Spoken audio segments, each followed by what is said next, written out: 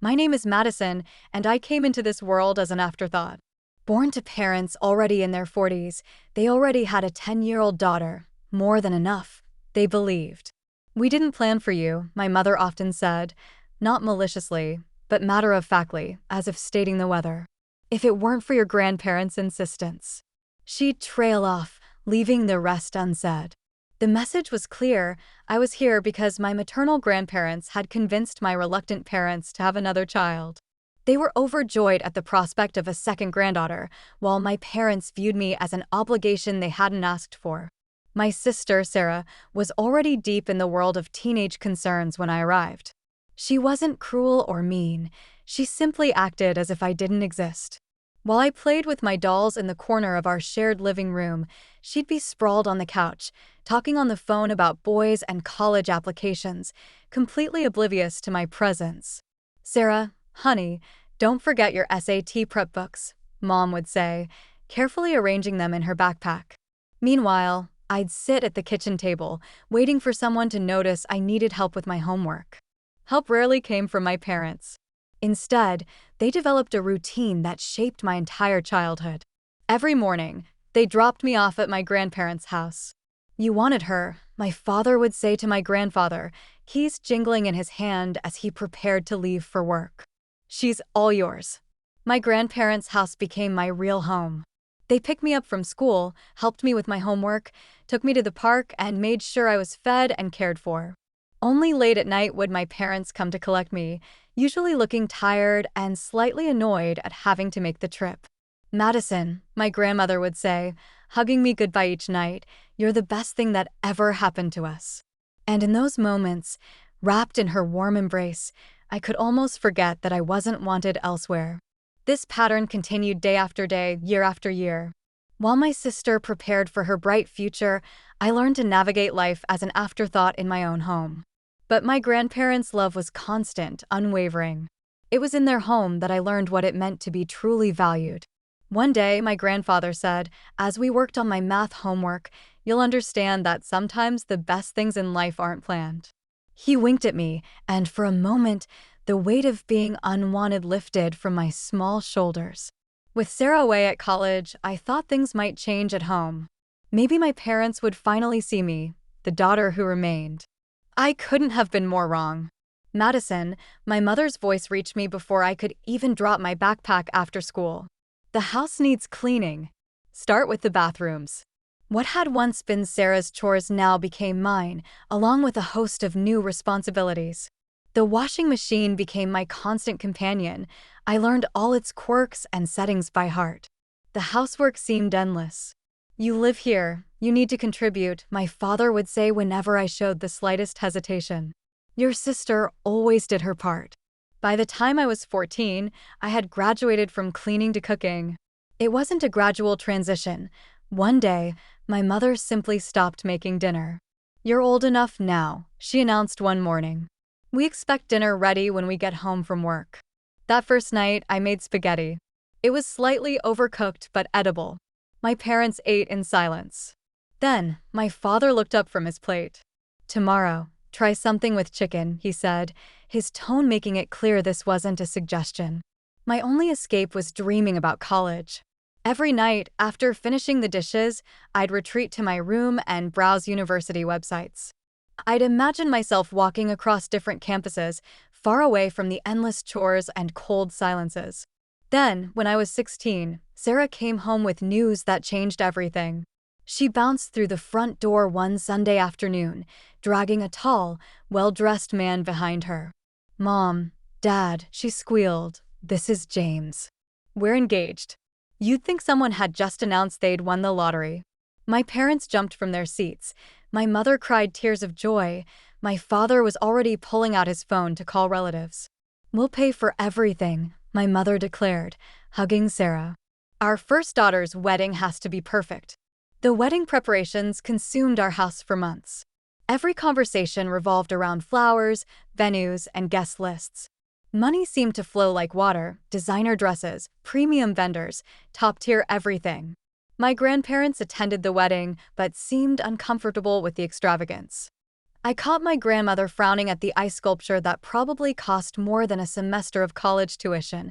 My grandfather just shook his head at the champagne fountain. But they kept their thoughts to themselves. 2 years later, I sat at our dinner table, 3 college acceptance letters spread before me. After years of playing Cinderella while maintaining straight A's, I'd been accepted to all my top choices. My heart raced as I told my parents the good news. "That's nice," my mother said, not looking up from her plate. "But we can't pay for it. We spent all our savings on your sister's wedding, even took out a loan for it. There's nothing left for college." "But you paid for Sarah's college," I stammered. "That was different," my mother replied. "We saw potential in her." The silence at the dinner table was deafening. After my mother's words about potential, I sat there, the acceptance letters suddenly feeling heavy in my hands, as my parents continued eating as if they hadn't just shattered my dreams. "You should get a job," my father said between bites. "Save up some money. Take out a student loan. That's what responsible adults do." I left the table without being excused, something I'd never dared to do before. My hands were shaking as I grabbed my phone and called my grandmother. Within minutes, I was walking through their familiar front door, tears streaming down my face. "Oh, sweetheart," my grandmother pulled me into a hug while I told them everything between sobs. My grandfather's face grew stern as he listened, but there was a glimmer in his eyes that I couldn't quite read. When I finished, they exchanged a knowing look. "Madison," my grandfather said, taking my hand, "we've been expecting something like this." "What do you mean?" "We watched how they've treated you all these years," my grandmother explained. "How they spent money on Sarah's education, her wedding.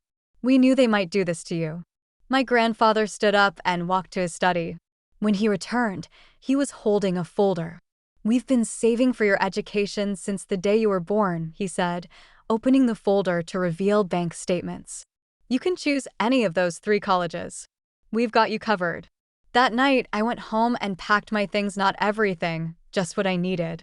My parents were watching TV downstairs and barely looked up when I told them I was moving in with my grandparents. "Whatever you think is best," my mother said, her eyes never leaving the screen. Was that relief I heard in her voice? The next few weeks were a blur of college preparations. I chose to study financial analysis. Somehow, watching my parents' mismanagement of money sparked an interest in doing things the right way. My grandparents helped me with every detail, from filling out forms to buying supplies. When I finally started classes that fall, it felt like stepping into a new world. The material was challenging, but I loved every minute of it.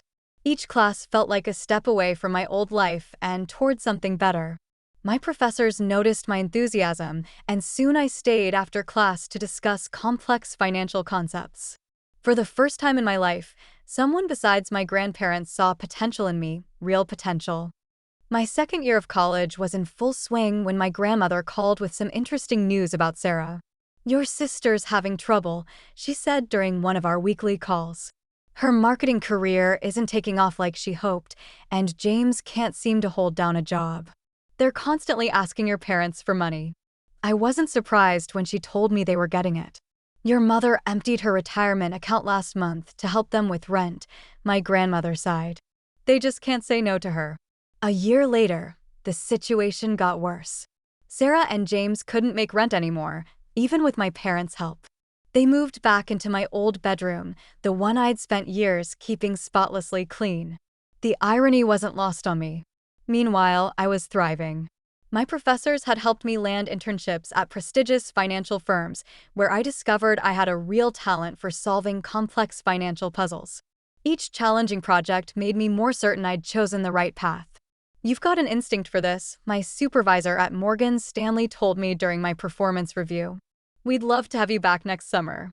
I kept my head down and focused on my studies, barely thinking about my family except during calls with my grandparents. But when I visited them during my senior year, I knew something was wrong the moment I walked through their door. My grandmother's usual warm smile seemed forced, and my grandfather, usually quick with a joke, sat quietly in his armchair. The house felt heavy with unspoken words. "What's wrong?" I asked over dinner, watching them push food around their plates. "Don't tell me it's nothing. I know you both too well." They exchanged a look I'd seen too many times before, the one that meant they were trying to protect me from something. Finally, my grandfather spoke. "Your parents came to see us last week," he said, his voice unusually tired. "They wanted their inheritance early." "What do you mean?" I put down my fork. "They're in trouble with the banks," my grandmother explained. "Multiple loans, credit card debt. They said they needed $200,000 to avoid bankruptcy." "And you gave it to them?" I couldn't keep the anger from my voice. My grandfather nodded. "We had to, Madison. They're still our daughter and son-in-law, despite everything. It was most of our savings." "Most of your savings," I whispered, the fury rising within me. After everything they'd done, after how they'd kept enabling Sarah's irresponsible behavior, after how they'd treated me. "Sweetheart," my grandmother reached across the table to take my hand. "We know you're angry, but what's done is done. We'll be fine." But I couldn't shake the anger. My parents, who'd never had money for my education, who treated me like a servant, had the audacity to demand money from the only people who'd ever truly cared for me, all because they couldn't say no to Sarah and couldn't manage their own finances. My hard work paid off. After graduation, with glowing recommendations from my professors and impressive internship experiences, I landed a position at one of the top financial firms in the city. The starting salary was more than I'd ever dreamed of making. I found a modest one-bedroom apartment, nothing fancy, but clean and safe. Every morning, I'd wake up grateful that I didn't have to cook breakfast for anyone but myself. My career flourished as I threw myself into each new challenge, earning promotions and bonuses that my younger self couldn't have imagined. Within a few years, I had enough saved for a down payment on my place. The day I signed the mortgage papers, I couldn't help but think of my parents and Sarah, who'd never managed their money well enough to buy property, not that they knew about my success. We hadn't spoken in years. Then came the call that changed everything. My grandfather had suffered a massive heart attack. By the time I reached the hospital, he was gone. My grandmother, who'd been by his side for over 50 years, seemed to lose her spark afterward. Less than 2 months later, she followed him. I was arranging my grandmother's funeral when I heard a familiar voice behind me at the funeral home. "Madison, do you want some help with the arrangements?" I turned to find my mother standing there, looking older and more tired than I remembered. Part of me wanted to tell her to leave, but something in her expression made me hesitate. "Sure," I heard myself say. "That would be nice." Over the next few days, as we planned the service, my parents began to open up. They were struggling. "We barely make ends meet," my father confessed one afternoon while we were picking out flowers. "And with Sarah's twins." My mother jumped in, "Such beautiful boys, but they need so much. Sarah and James still can't manage on their own, so we help where we can." I nodded, keeping my expression neutral. Something had never changed. A week after we laid my grandmother to rest, we gathered in a wood-paneled office for the reading of the will.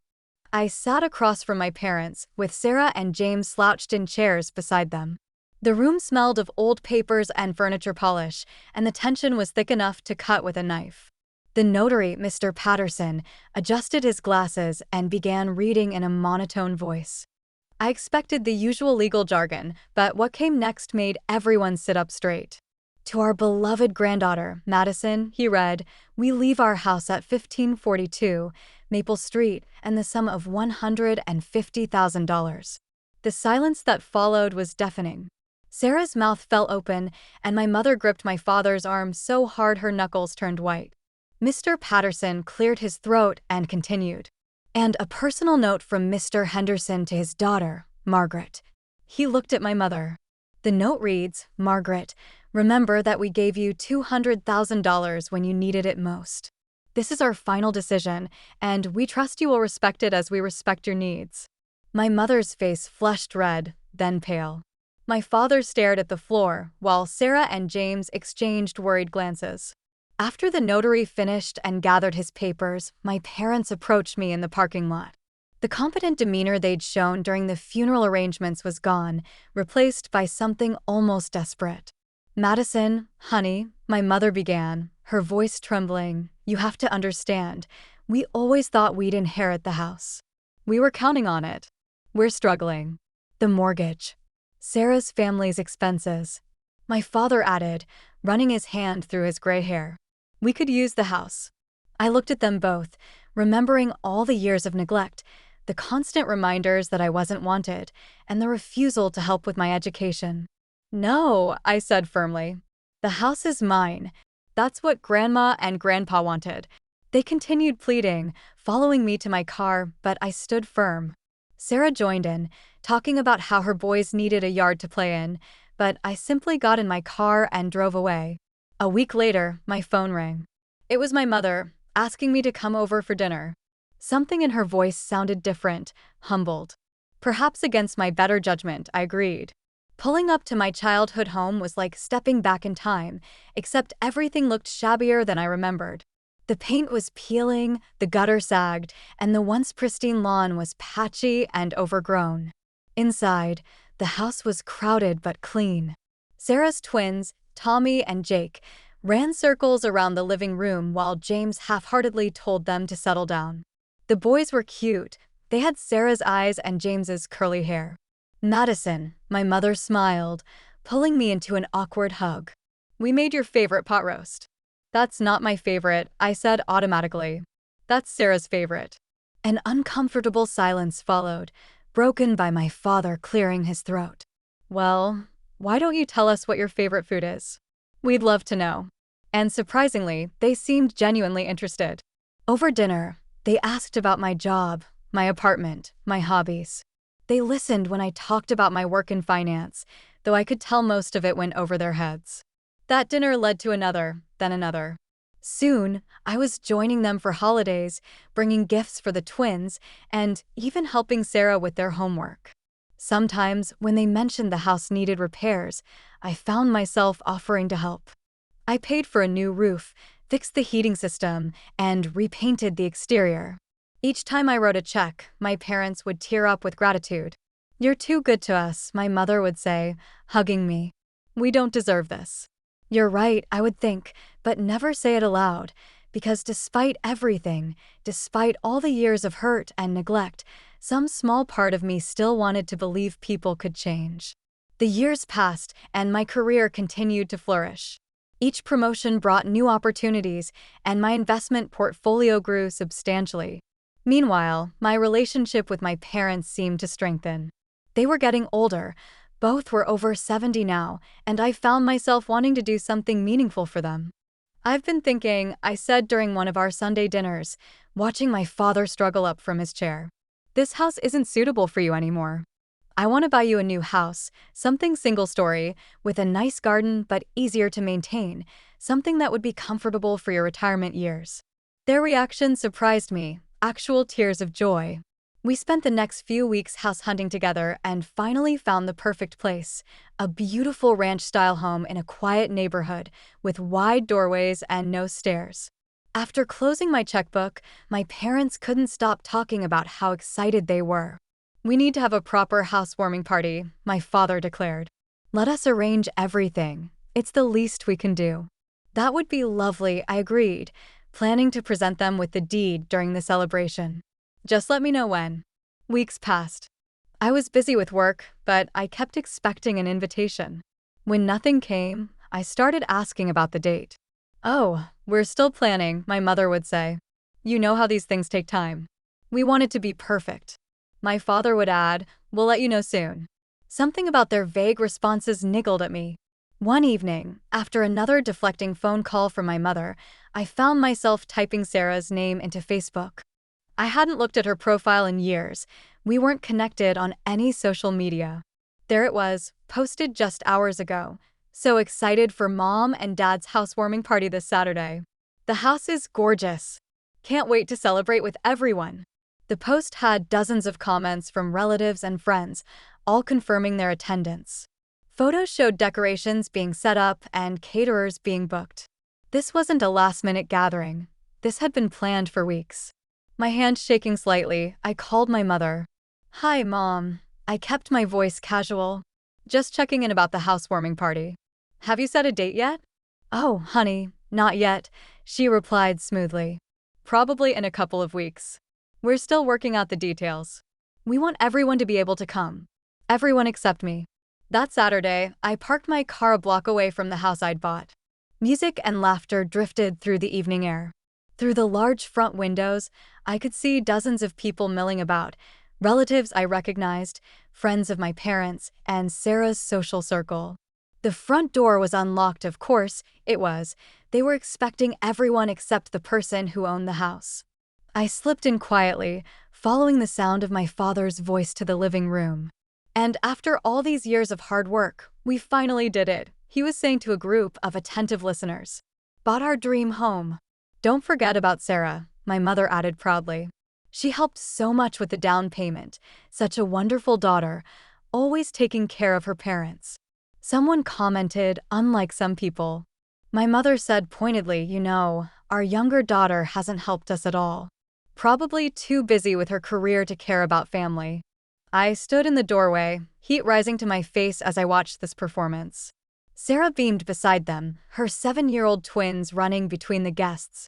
In the house I bought. Actually, I said loudly, making everyone jump. I think you've got that backward. The color drained from my parents' faces. Guests turned to stare at me. Whispers rippled through the crowd. Madison, my father recovered first, his smile tight. What a surprise. I'm sure it is, I replied, stepping into the room. Especially since you forgot to invite me to the housewarming party for the house I bought. Dead silence fell over the room. Sarah's husband suddenly became very interested in his shoes. Well, my mother's voice had an edge to it. What's done is done. You bought it, yes, but it's ours now. You can't expect eternal gratitude. That's right, my father added, gaining confidence. And frankly, you're not welcome here. This is a family gathering, and Sarah and her family will be living here, too.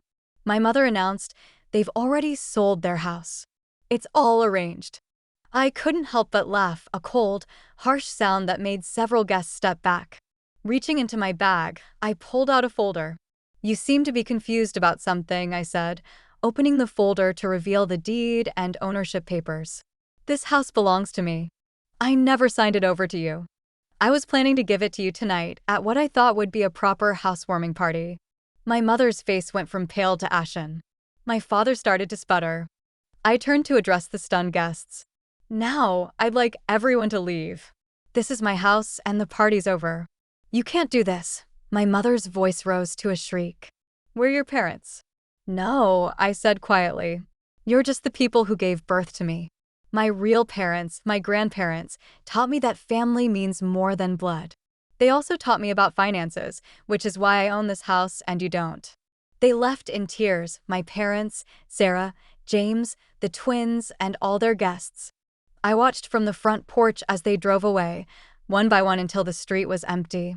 After a few weeks, I learned they'd used the money from selling their own house to buy an apartment. Sarah, James, and the twins moved in with them. They tried calling me for weeks, but I blocked their numbers, their emails, and their social media accounts. I sold the house a month later and put the money in my account. Someday, I'll have my children, and I promise myself they'll never have to earn my love or compete for my attention. Unlike my parents, I'll love my children equally and unconditionally, the way my grandparents loved me.